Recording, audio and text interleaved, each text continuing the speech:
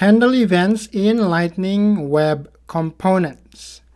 So on this video, we are going to upgrade our bike cart app or Lightning Web Component to a slightly more complex component.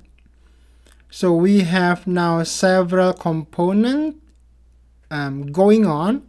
We have this tile component, the tile component, which have a tile of bikes available to be selected. And then we have the list, the number 2, this box here, this is the list, right?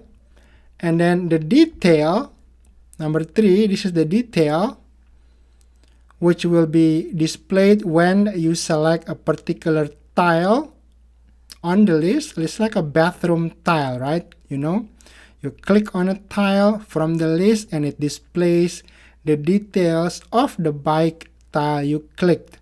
And the selector contains the whole set of components. This is the selector, the whole thing encapsulates all these components inside, which is a container component. It's not even required, but we are using one here to help with event handling. So before we break down how everything works together, let's deploy and see it in action first, so that we can see the look and feel on how it's supposed to work, and we have a better understanding when we break things down. So to do that, I'm going to get the file here, download the files for this app here. I'm going to click this. It's a zip file. Okay, I'm going to download that. It's going to my download folder. So I want to unzip the files into the LWC folder of the bike cart project. Okay, so I'm going to open this. I'm going to take everything out and put it here. Boom. So it's supposed to be looking like this. Right now it looks right. So it's inside the LWC folder. Okay. Let's try it again. I'm going to right click here and then sfdx deploy source to org. It's going to deploy it. And there we go. Everything has been deployed. Okay, looks good. So we have deployed to the source to the org. Now let's take a look on how we can interact with that component. So if I am going to my setup, let's crank this up. Let's go to our Lightning App Builder.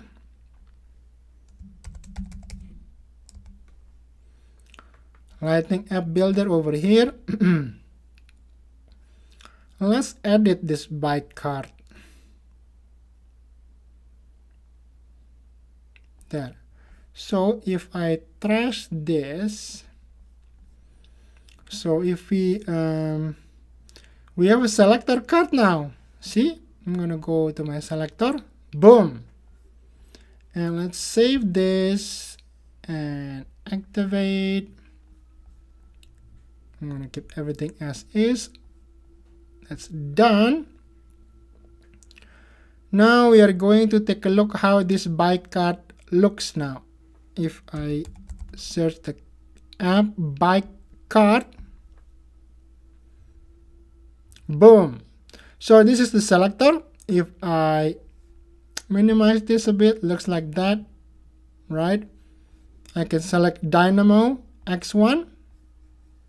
This displayed now. Dynamo X2, Electra X2, Electra X4, and so on. So this is the interaction that we want to achieve. We have a selector, the whole thing. We have the tile. This is the tile. Tile Dynamo X1, tile Dynamo X2, tile Dynamo X3, and so forth. And if you select a tile, this is the detail that is going to be displayed. All right.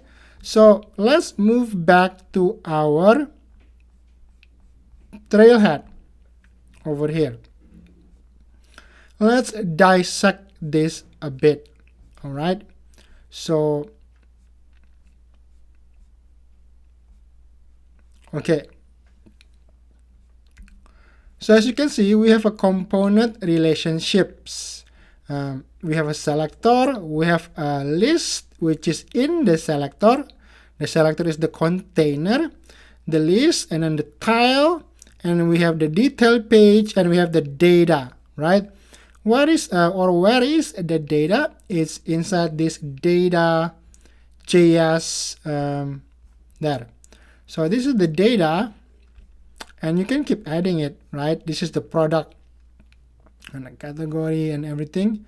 So you put all the details here. You can add more if you want.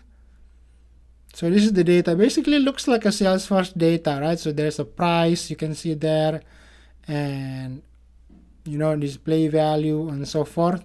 You can define the data from there. Okay, so go back to our trailhead. So let's move on. Now, the selector component lays out the page, right, and renders the list and the detail component. The list component renders several tile components, as you can see here. The list, let me close this up. What is my, here. Let me close this up. So this is the list component, display several tile, right? This is the tile, right? This is the list here, and this is the tiles. It displays several tiles. So how do you do that, right? So this is the selector. Okay, so basically inside the selector you have a main tag which has a list component. Okay, list component, and it has a handler. On product selected, when it's selected, you run this method, handle product selected. Okay, aside, this is on the side here, aside on the side here. Okay, display the detail component. The detail component. Which detail? The selected product ID. This is the method that is going to define what is going to be displayed. The product ID is the selected product ID. That's basically it. Pretty simple, right? So that's the selector. So if I go selector, the HTML, this is the one we just discussed, right? All right, moving on. Now, if you look in detail.html, you see conditional rendering. If nothing has been chosen from the list, then what's displayed is a message asking the user to choose something. If something is chosen, it displays the bike information. So this is the conditional statement. This template, if true, product. If there is a product selected. If true. If false, here, if it's false, product not selected, just display a message, select a bike. If something is selected, then we run this whole block of code. What is it? Basically displaying the detail, right? It's basically pulling the data from the data.js. So product fields name, the value of the name field of the product. So that is this one, right? Top one. So Dynamo X4. After that, after this, we display the price, the class price. So from the product fields, which fields? The MSRP and then display value. This will display this $5,500. Okay, so and now next is the description. Same thing.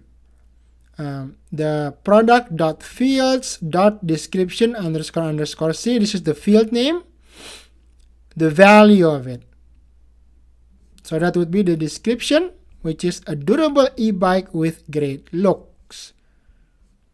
And last one, the image of the bike, which is grabbed from the picture URL custom field, the value of it. All right. And then we format a badge, a lightning badge, and the label for the badge is the material field, the value of the material field. Same thing with the level for the bike. It's a badge as well. So aluminum, enthusiast, mountain. Okay, mountain is the level. So this construct the whole detail component. Alright, moving on. This nesting is achieved in the HTML for each parent component. For example, the list component has the following HTML, including the tile component as C-tile. So it has a nesting. Alright, so as you can see, this is the template. Class container, template for each bikes, for item bike, and then you call the tile component, right?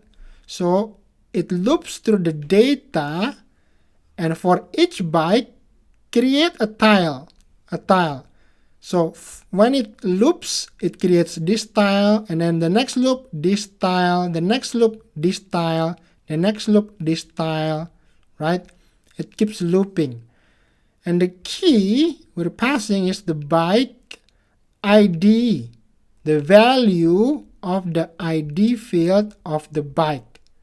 Okay, what product is the bike product for the data? On tile click, this is an action or an event handler. You do the handle tile click. Okay, and that's basically it. It's going to start looping. It's going to loop here. On click, handle it. And then it's going to display this one, X3, right? On click, Electra, X3. On click, Electra, X4. All right. Okay, so this is the CSS. Notice how each iteration of the bike item spawns a new tile component.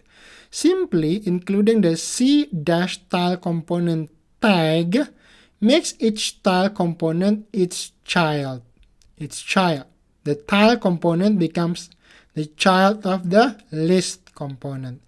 The div class definition container is used for styling, so you can control the arrangement of tiles. If you look at list.css, see that it wraps the content. This is how it wraps the content. Okay, wrap. So let's dig a little deeper into this event handling. Events up, properties down. Repeat again. Events up from child to parent.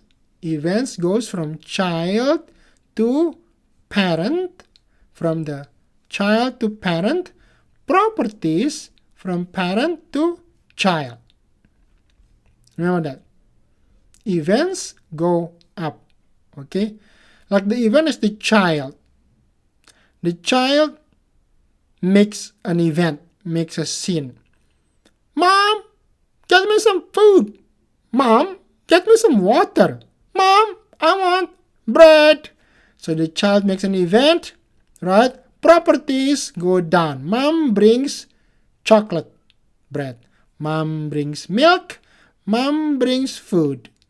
Okay, parent bring properties down.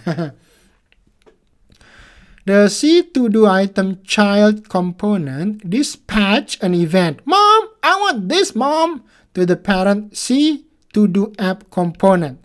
So the child dispatches an event to the parent app component. Okay.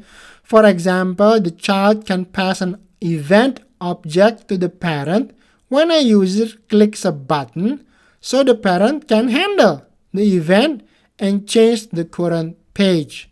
So this is the child. If you click on it, the mom will change display. This is the parent.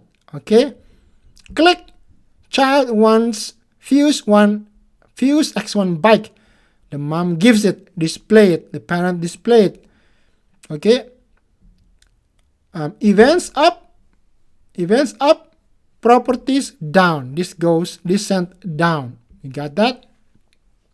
So the C to do app parent component passes a property or invokes a method in the child component. For example, the parent can set a text value in a child component or invoke a method in the child component.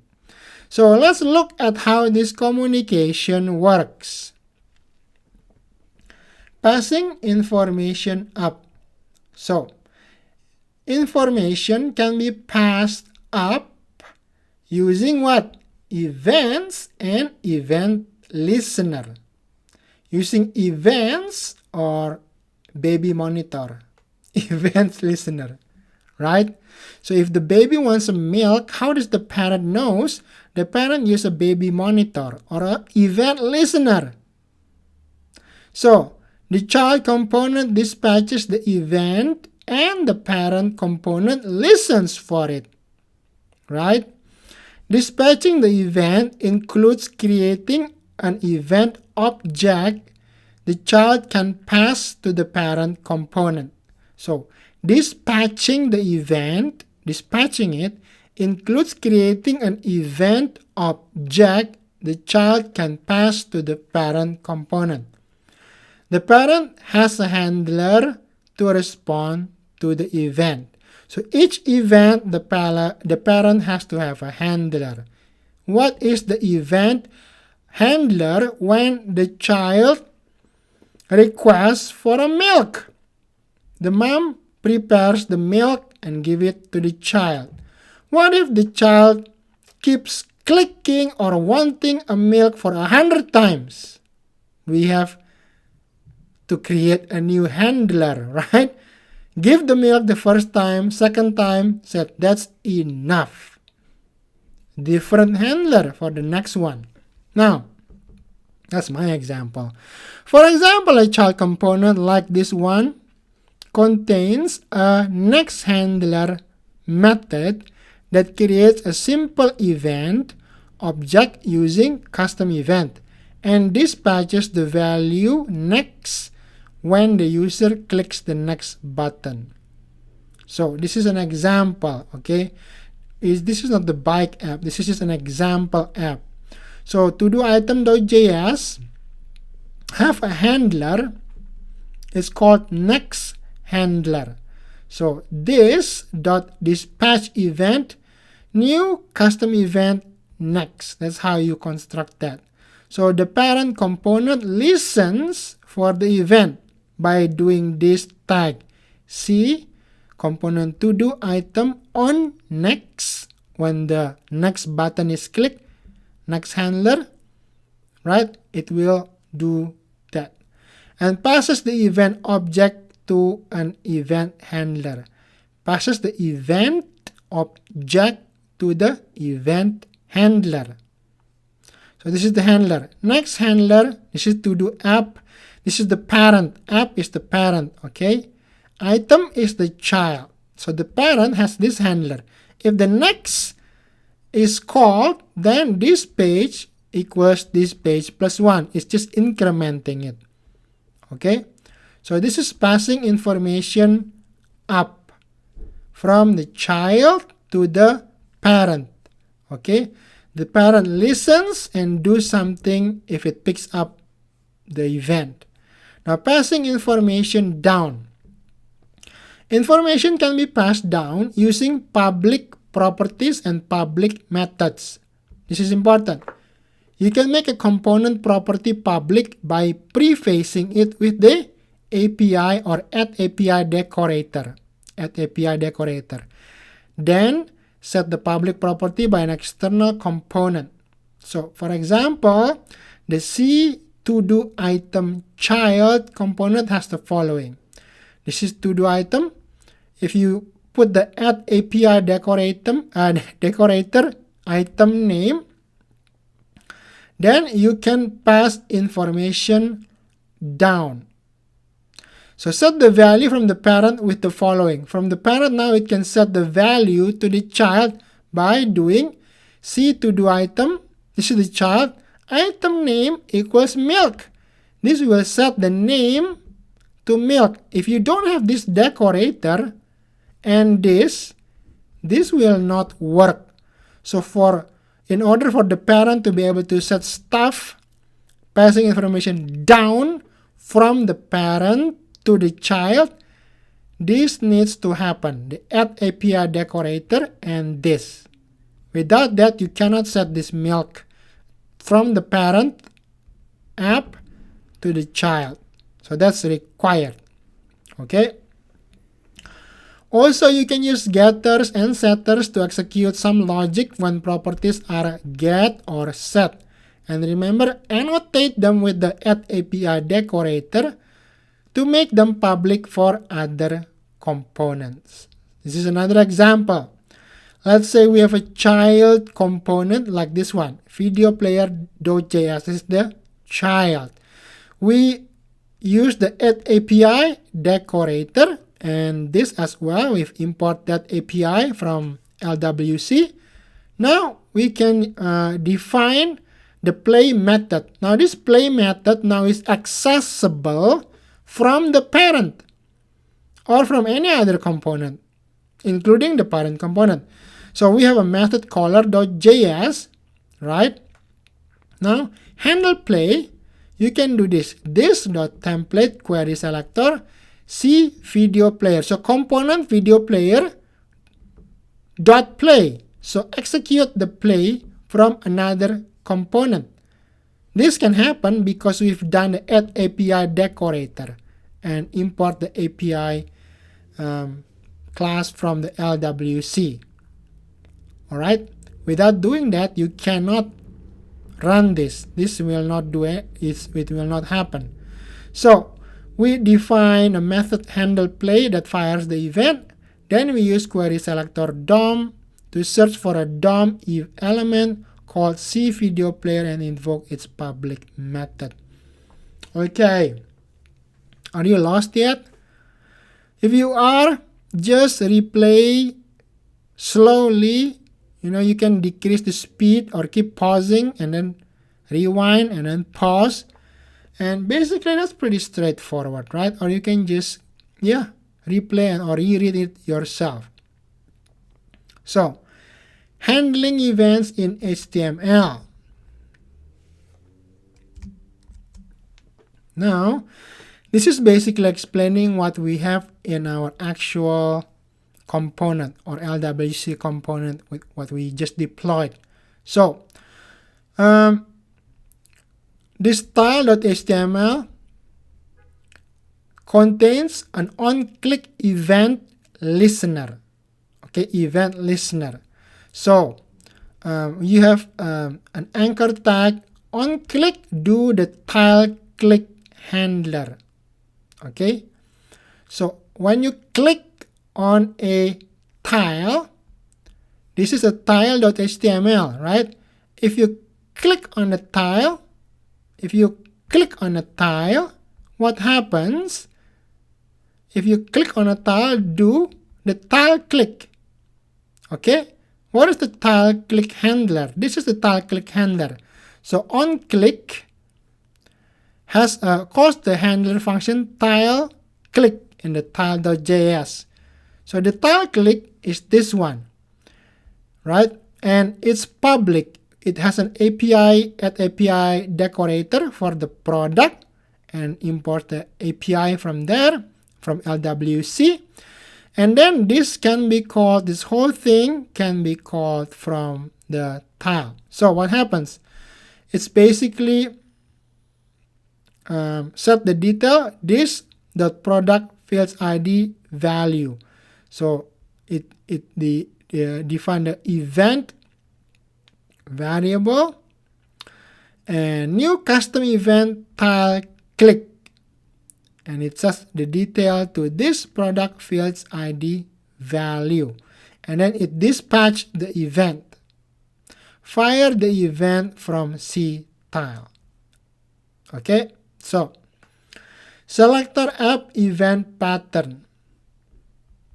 In our product selector app, we use a complex component, one that contains several parent and child components.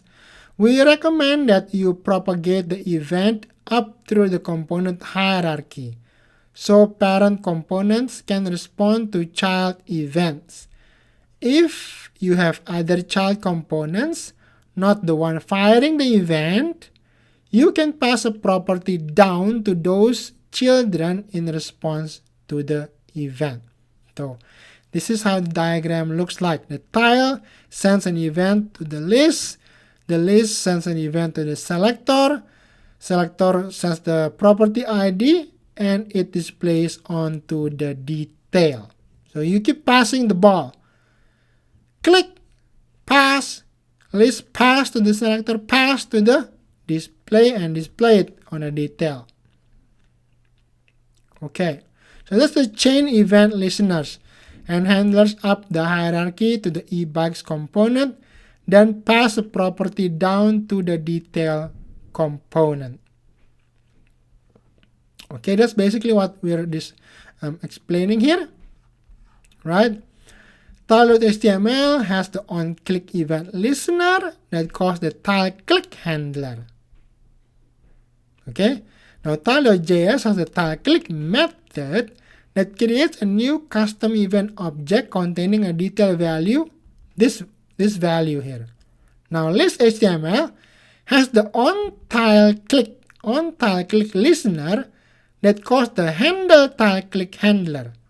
The handle tile click method creates another event object, EVT, also containing a detail value, and it dispatches the event in JavaScript. It dispatches it. Then the selector.html has the onProductSelected event listener that calls the handle product selected handler. Selector.js has the handle product selected method set selected product ID to the event.detail value. Detail.html has a conditional directive. Remember from unit 2, waiting for a product value. If the product value is passed, then it's going to happen and display it. Okay? Now, detail.js brings the pieces together. It creates a private variable product ID to track the state of the product ID value. Then it uses a getSet pattern to get the value and set it to a private variable product, which lets the detail.html load the conditional content.